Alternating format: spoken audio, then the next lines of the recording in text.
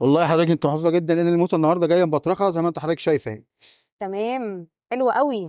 وريني كده بقى الكابوريا. دي الكابوريا دي مبطرخه اهو، دي نتايات مبطرخه. معانا الاستاذه نهله عندها عزومه في البيت 15 فرد، وهي جايه عشان تنقي السمك معانا عشان خاطر العزومه اللي معاها في البيت. فاحنا دلوقتي هننقي السمك مع الاستاذه نهله عشان نشوف رايها ايه بعد كده في السمك اللي عندنا. اتفضلي يا استاذه نهله، حضرتك عايزه ايه؟ انا عايزاك ترشح لي سمكيه كبيره تنفع في سيرفيس كده، وقول لي ايه الاخبار بتاعتها، وريها لي فريش ولا لا. استاذه نهله، دي السمك اللوت، ده بالنسبه للصواني بيبقى محترم جدا، والسمك بالنسبه لحضرتك اهو زي ما انت شايف دي السمكه. ايوه السمكه فريش. ايه تاني طيب حضرتك؟ عايزين ناخد سمك مكرونه مثلا. ايوه السمك المكرونه. ايوه. عايزه اعمل بقى سيرفيس كابوريا كده، نقولي على ذوقك يا شيف.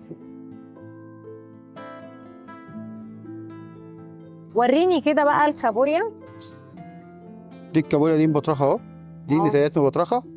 تمام. ودي الكابوريا الدكوره هنعملها لحضرتك مشويه او هنعملها لحضرتك ايه؟ مخليه، هنخليها. دي بتبقى لحم بس مفيش فيها مخليه او مسلوقه مشويه. عايزه بقى جمبري نعمله باتر فلاي، ينفع من ده ولا من ده؟ ده حاجه اللي هو البلاك تايجر، جمبري محترم جدا زي ما حضرتك شايفاه. ده هينفع معانا في الباتر فلاي ومحترم جدا. خلاص اختيارك مهم بالنسبه لي. تحت امرك. شوربه سي فود بقى. الشوربه هعملها لحضرتك، هكملها لك، هحط لك فيها صبيط، وهحط لك فيها جمبري، وهحط لك فيها جندفلي، ده وهحط لك فيها الصبيط صح ده كده؟ الصبيط. ايه رايك لما ناخد صبيط من ده نعمله مالي محترم جدا؟ يا ريت. في حاجه كمان عايز اقترحها على حضرتك، تمام، اللي احنا ممكن ناخد السمك ده سمك شعور، ده بحر احمر. ايوه تمام، هو ده. وفي المرجان ده برضه سمك بحر احمر، الاثنين في المقلي حاجه محترمه جدا. خلاص دخل لي معاهم موسى بقى. والله حضرتك انت محظوظه جدا لان الموسى النهارده جايه مبطرخه زي ما انت حضرتك شايفه اهي. تمام، حلو قوي.